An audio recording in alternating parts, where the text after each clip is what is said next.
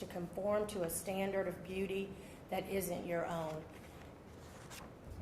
Now imagine being a child missing valuable instruction time or being told you cannot participate in your graduation ceremony because of your hair. This is precisely what happens too often. It's also why I decided to work to outlaw it. I am proud to have bipartisan support. I have 4 joint authors and about 40 co-authors of my colleagues in the Texas House that I can count on for support for House Bill 392. And now I'd like to introduce the Honorable Aisha Davis, who's with the State Board of Education. She's worked tirelessly on the ground, has been sort of our right hand in doing things, and been bringing people together. A few other people I'd like to share that are here. You'll hear from Hope Cozart shortly about her son and some things that happened with them, but you'll also see here we have Dakari Davis, and thank you for sharing your story of the traumatic experience you've experienced on the workplace. One thing that I must share is that in this year and a half, many cases have come forward. People have come forward from everywhere. These are conversations that most times are had at the kitchen table. They're had in our beauty salons. They're had in the barbershops, but they were not spoken in public. And so it is an honor, knowing even my own personal journey with my hair, that I carried this legislation.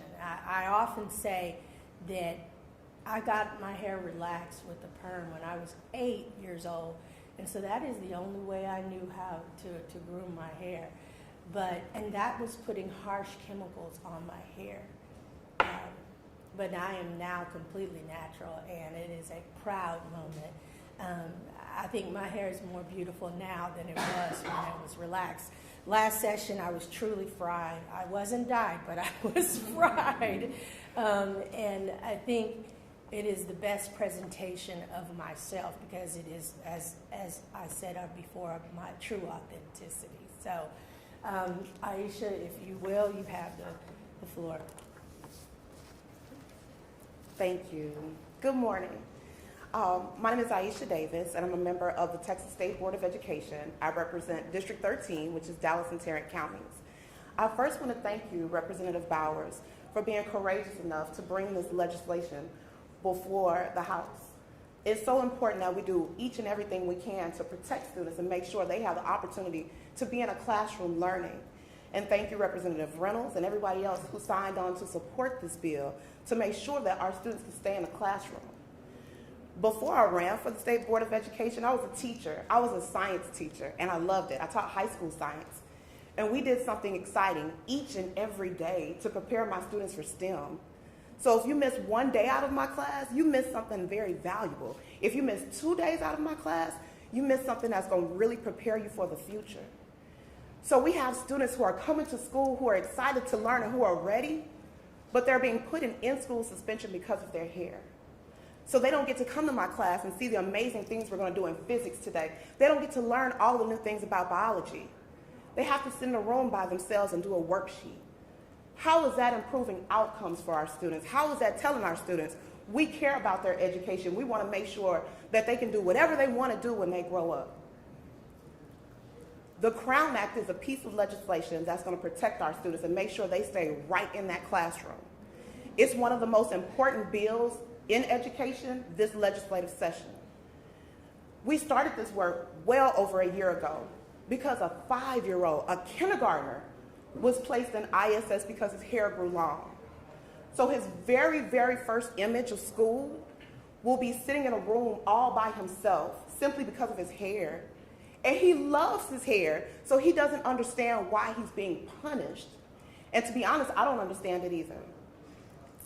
Students of African descent in Texas are over-disciplined and underserved. So the least we can do is not discriminate against them because of their hair. None of these students were disciplined for a lot of other things. They didn't have these rich histories where they were all over the hall. None. They were disciplined simply because of their hair. Understanding why we wear all of these different styles, these locks and these twists, you have to understand why we celebrate our culture and why we're so proud of all these kinks in our hair. And how sometimes we let it rest, but when we let this hair rest, it grows. It grows long. And you can't stop that. That's just the way our hair does. So again, I thank you so much, Representative Bowers. And I thank you for the courage to come and bring this piece of legislation together. We all can work together to protect those kids and make sure every single student gets that opportunity to improve their outcome. So again, thank you so much. Thank you, Dr. Boyce, for bringing us all together today. Thank you all so much for standing up for our kids. Next, I would love for you to hear from Hope Cozart, the mother of a student who is currently going through this same situation.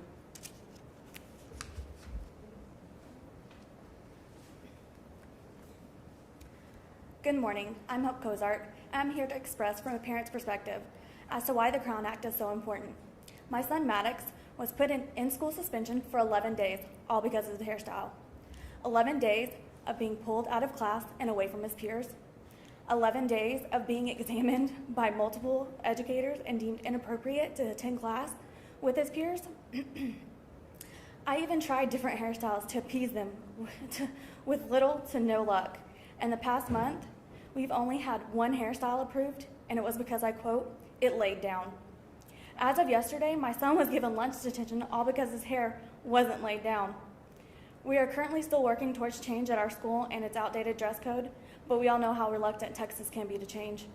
But this is a good change and will help prevent any other families to be put through what my family and I are currently experiencing. Our children should go to school to learn, not be judged by the adults we entrust them with. Thank you for your time. Can you spell your name for us? Hope, H-O-P-E, Cozart, C-O-Z-A-R-T.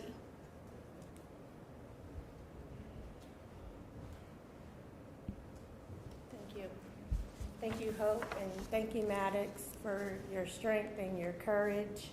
I also would like to recognize State Representative Jasmine Crockett, who is one of our co-authors on this piece of legislation. I want to mention Representative Reynolds has been mentioned as a joint author, but we also have Representative Carl Sherman, Representative Tony Rose, and Representative Brad Buckley as joint authors. Representative Crockett, do you have anything to add? And if you will.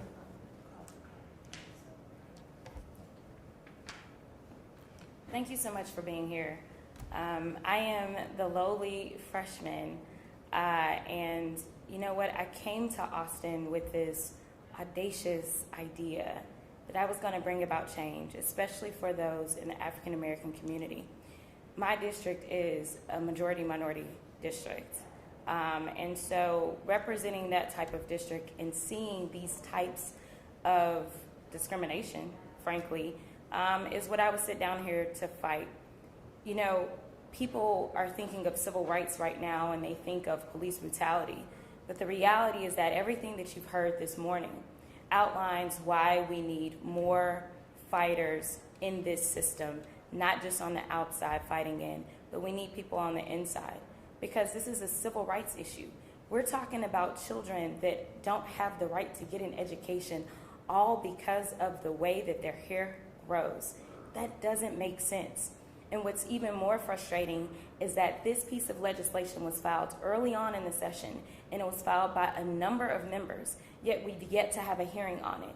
It's really not acceptable, to be perfectly honest, especially in a state that has more African Americans than any other state. This is a crisis that we need to address. We all know that we're dealing with the educational disparities when it comes to the minority community pre-COVID. Those things have only been exacerbated in the midst of COVID, and now these children are having to deal with this. It's time for us to get this right. It's time for us to do what's right. It's time for us to realize that all Texans should be allowed to be who they are in their natural state. And with that, I'm going to have Dakari.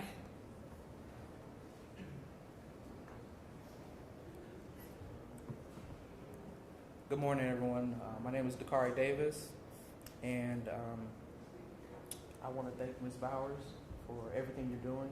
It takes a lot of courage to be successful, and it is a shame that we need this type of legislation just to coexist, to get an education, to work in a professional setting, to be viewed as professional, that we have to subject ourselves to European standards of beauty.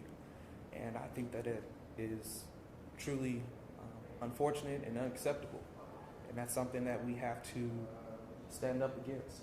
And sharing our stories and being rooted, standing together, and really on a broader scale, this legislation really needs to pass here in Texas. And it's far too late. Too many instances are happening again and again, and you're seeing them in the media. A lot of things that you don't see is the professional people in the workforce. Out of fear and retaliation, a lot of people don't come out and share their stories. I'm here to tell you I'm a black police officer here in Texas, and I know the struggle. I know the fight. When you're in school in 2-week suspension, I'm at home on a year suspension, all over my natural hair. So this legislation is really needed, and I'm calling on everyone in the House. I'm calling on the chairman to assign a hearing date for this bill and all other 5 versions of the bill so that it can be heard. We need it. Thank you.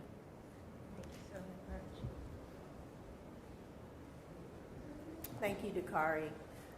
I would also like to give Dr. Boyce a chance to say a few words, and then Haley, and then we'll close. They've come a long way for today, and I do believe that we deserve this moment. And without a hearing, this is our moment. So thank you. Thank you so much, Representative Bowers, and all the co-authors, all the supporters of the bill. We're here today for Crown Capital Day because we have been tracking the bill. We have set alerts for the bill. The bill has sat and gone nowhere.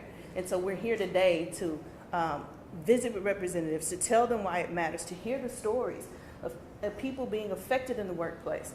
We're here with a message that's simple. We deserve the right to show up in the full authenticity of who we are, even if that is contrary to what you understand to be necessary. It's just true that we can show up fully unassimilated and fully authentic every single day and do a great job at school, do a wonderful job at work, and our professionalism is not determined by the hairstyle that we wear on our head.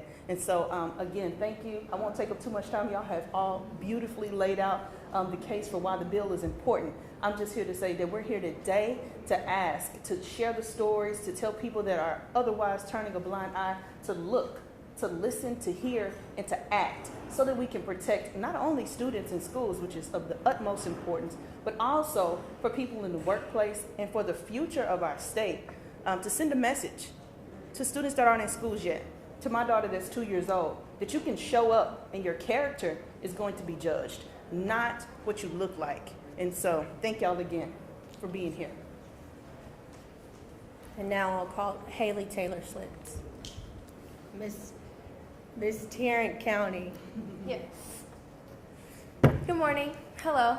My name is Haley Taylor Schlitz. I'm Miss Tarrant County's Outstanding Teen. I'm 18 years old and I'm a rising third-year law student at Southern Methodist University Dedman School of Law. I am honored to be here today to support these pieces of legislation. Generation Z is the most diverse generation that our nation and this state has ever seen. And we are the generation that's directly impacted by these bills. I know we have all seen stories in the media of the students who are discriminated against for wearing their hair in natural styles. And I know that every black girl in the nation has an experience where they were told to either straighten their hair, cut their hair, tame their hair, lay their hair down. And it's unacceptable. I think we can all agree that this is no way to encourage a productive learning environment. If the legislature can take actions to support our students, and if I can take actions to support my generation, you should, and I will. The legislature can take these actions, and Generation Z implores the legislature to do so by giving these bills an opportunity for a hearing and a vote. Thank you so much. Thank you, Haley. And thank you all again for joining us. And I hope you understand how important this legislation is to us and to many more people. I want to say thank you to the Honorable Aisha Davis, to Dr. Boyce, to State Representative Jasmine Crockett, to Dakari Davis, Haley Taylor Schlitz, and to Hope Cozart for standing up for, as parents, we have to be advocates for our children. And Hope, you and your husband are just two of the many parents who are seeing their children miss out on opportunities because of how their hair grows out of their heads. And Dakari, your story blows me away. And the fact that you said to me last night, so you could take care of your family, you cut your dreads. To keep your job and a roof over your head. I believe how the hair naturally grows out of my head should have nothing to do with what is inside it. And therefore, the success that I accomplished. The Crown Act has already passed in 9 states. 1 state passed a bill inspired by it, and several bills have been called and filed in states in every part of the country. The time is now for Texas to take up the civil rights legislation and protect people from racial discrimination. We now have one of our joint authors, Representative Ron Reynolds, that has joined us. I also want to say, before I let Vice Chair Reynolds say a few words, if you will, that the entire Texas Legislative Black Caucus has supported House Bill 392 and Senate Bill 77. Thank you. Good morning. I apologize for being late. I want to commend my colleague for her tireless work. Representative Bowers has been a real champion for the Crown Act.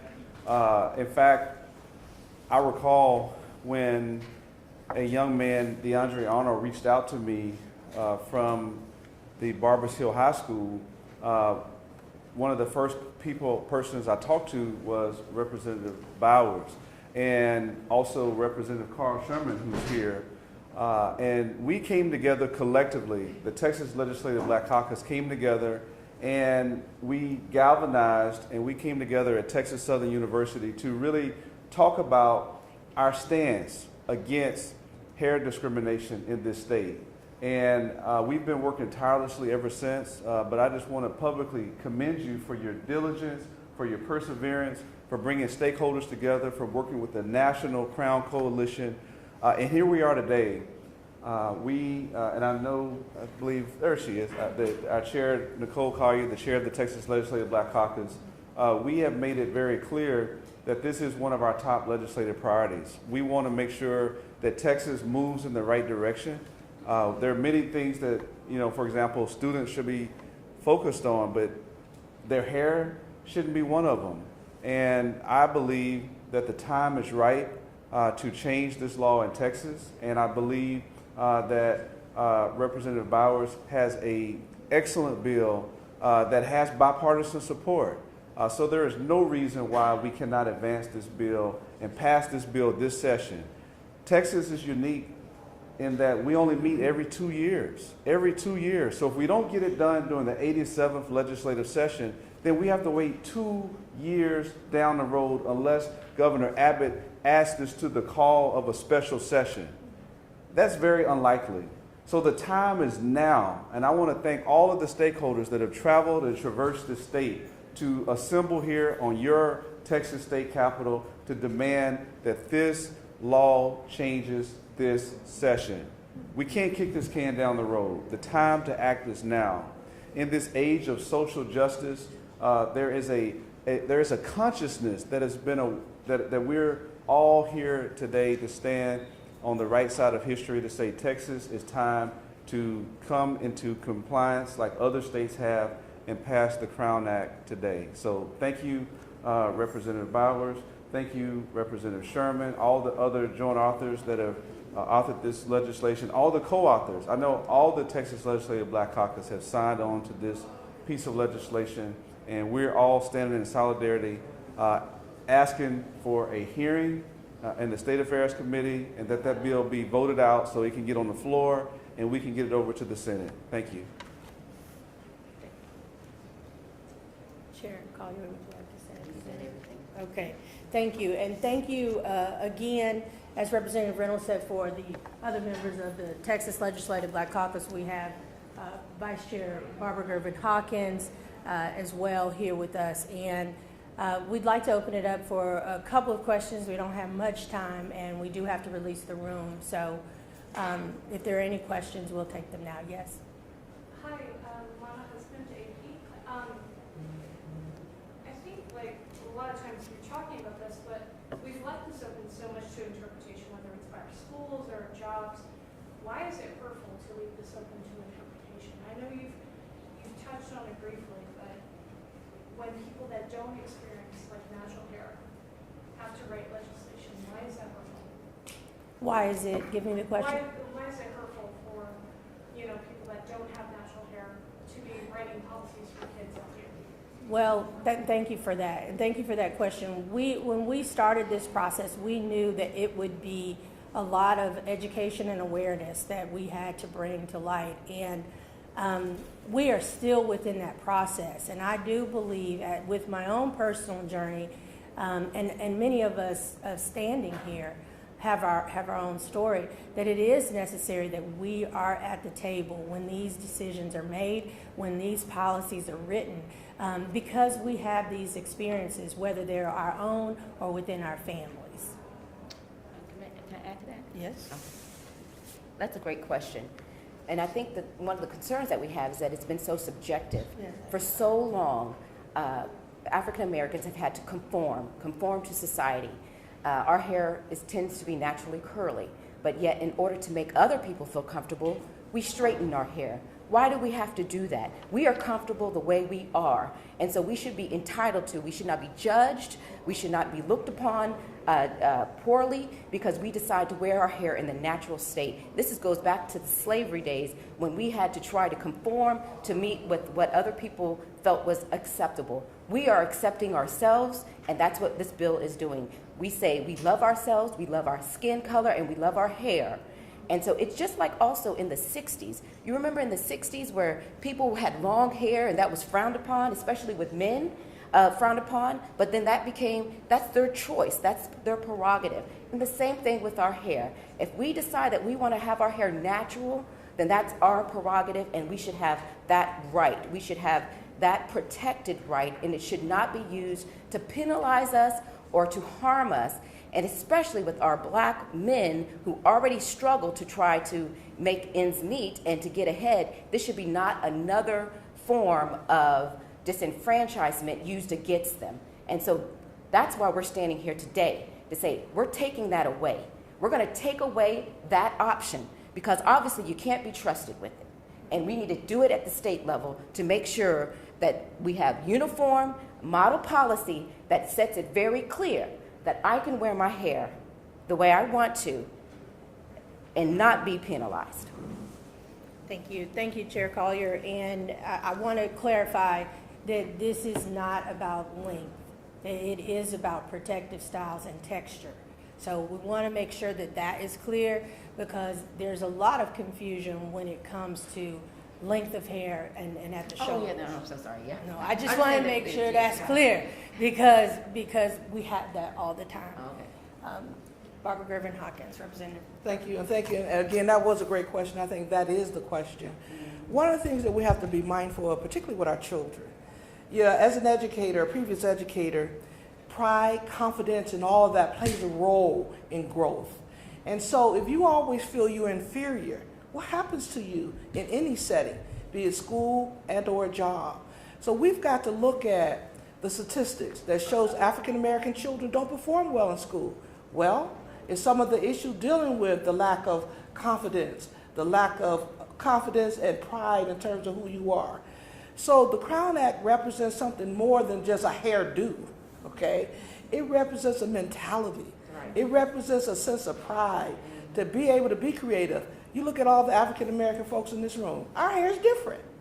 Let's celebrate that. Let's not make that a bad thing. And I think that's so important for our children and moving forward for the greater society can accept the fact we're black and we're proud and we're beautiful.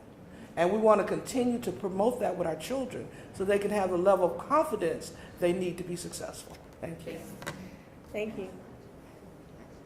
Any further questions? Yes, ma'am. I do have one follow-up question, and it's for Ms. Hope. Earlier, and correct me if I'm wrong, your husband's a veteran. You guys have tried working with the school, but now it's gotten to the point where he's not even allowed on the campus. Is that true? No, sorry, that was misreported. He is allowed on the campus, but they are intimidated by him because he's very large and very passionate when he speaks. So they've told him that they would call the cops, if he got loud. So he's just a passionate person, though. Okay. Thank you. Thank you all for coming, and thank you all for. Can you just, you addressed it some, you talk a little bit more about what the long effects are of having a student have to sit by themselves in a cubicle just because of their hair, or miss out on class time. We talk about how damaging, how difficult that can be in the long run. I mean, but just from an education standpoint. Okay, so and I will touch on that for you, but I do believe that it is very much detrimental to a person's mental state. They're held in isolation. They're kept from future success, to be honest with you. They're kept from the classroom, from learning day to day, from the social interaction with their friends. And once their friends find out why, then it can turn into bullying. There are all sorts of things and consequences that can take place and happen once this type of isolation happens. In the case of Dakari Davis, who is here, he cut his hair to keep his job, to feed his family, to keep a roof over his head. So you think about, he's a grown man. You think about a child who is kept not only from prom and graduation, the things that are celebratory in your senior year, as DeAndre Arnold, as Representative Reynolds talked about. So it is very detrimental to their psyche and well-being. Any further questions? I think we do need to wrap up, but I want to thank you all for coming. I want to thank you all for being here today in support of the Texas Crown Act. I want to say that we are not stopping here. This is the beginning of a movement here in Texas. Today is our moment to go and talk to lobby legislators to make sure that we get a hearing, but we have to keep the Crown Act in Texas alive and well and moving. I do believe that we will have our day, we will be heard, and I do believe that Texas will be on the list as passing the Crown Act. So thank you very much for your time.